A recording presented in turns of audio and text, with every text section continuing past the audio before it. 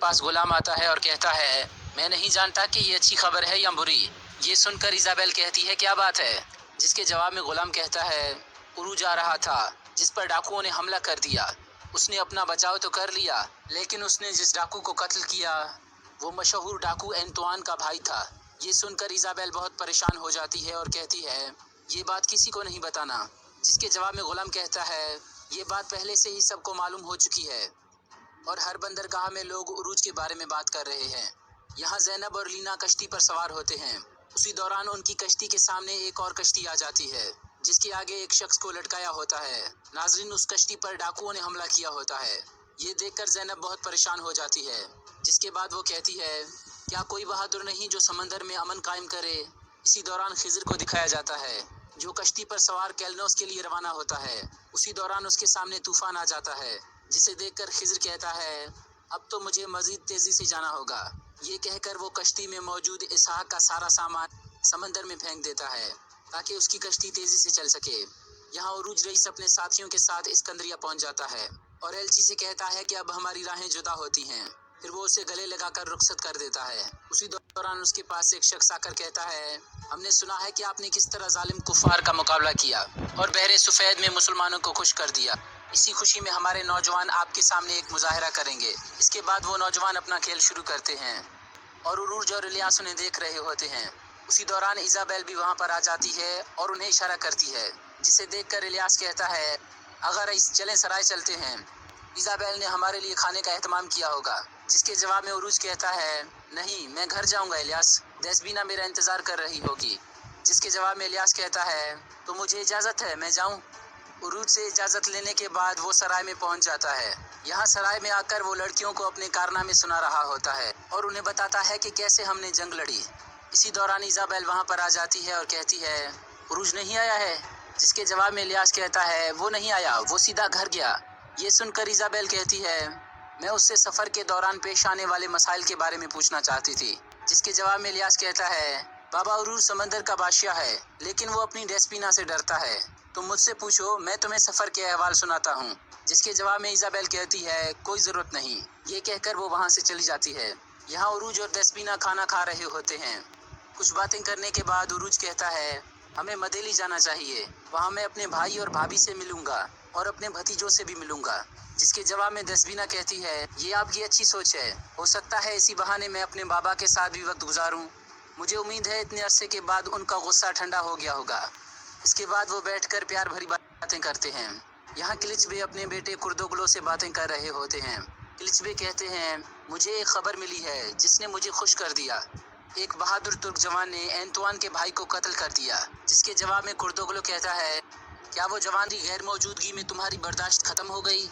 जिसके जवाब में देसबीना कहती है, ऐसी कोई बात नहीं, लेकिन पड़ोस के लोग ऐसी वैसी बातें करते हैं। जिसके जवाब में उरूज कहता है, मैं नहीं जानता कि लोग क्या कहते हैं, लेकिन मेरी देसबीना को उनकी बातों पर कान नहीं धरने चाहिए। अगर मैं वहाँ पर जाता हूँ तो मुझे कोई काम होता है और इसके अलावा कोई बात नहीं।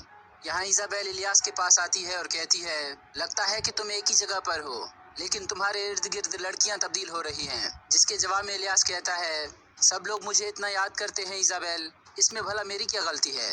जिसके बाद इजाबेल कहती है, उरूज कहाँ है? वो अभी तक नहीं आया? जिसके जवाब में इलियास कहता है, वो आ जाएगा, तुम परेशान मत हो, फिर तुम अपनी हसरत पूरी कर लेना।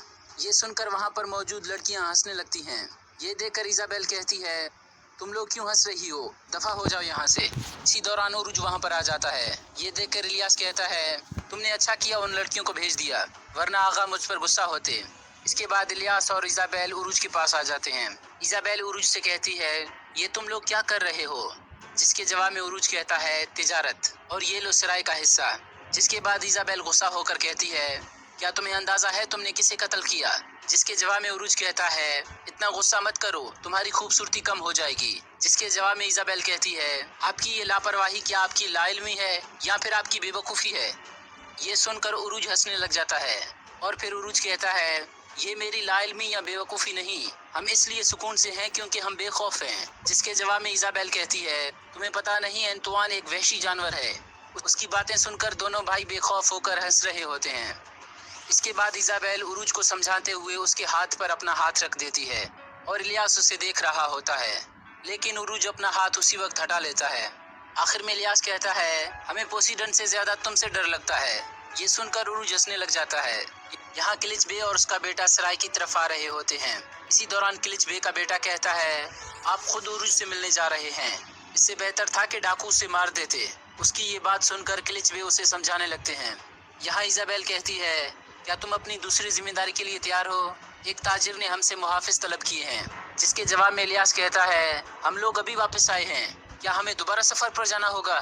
जिसके जवाब में इजाबेल कहती है, मेरे ख्याल से तुमने सराय में काफी वक्त गुजार लिया है इलियास।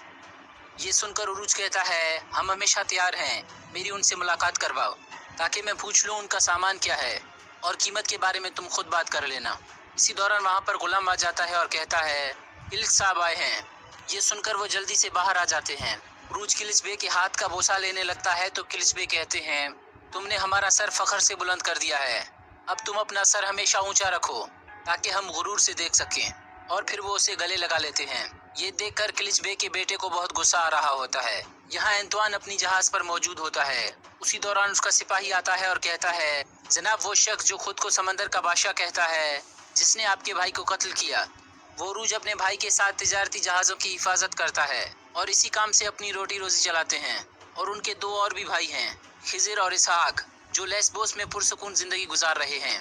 ये सुनकर एंतवान मुस्कुराने लग जाता है और कहता है, पहले जाकर उनकी पुरसुकून जिंदगी को बर्बाद करते हैं, तैयारी करो, मदेली जाना है। ये कहकर वो वहाँ से निकल जाता है। यहाँ इसहाक अपने घर में बैठकर काम कर रहा होता है। उसी दौरान उनकी ज़ौजा वहाँ पर आ जाती है और कहती है, आज आप दुकान पर नहीं जाएंगे? जिसके जवाब में इसहाक कहता है, मेरा दिल नहीं है।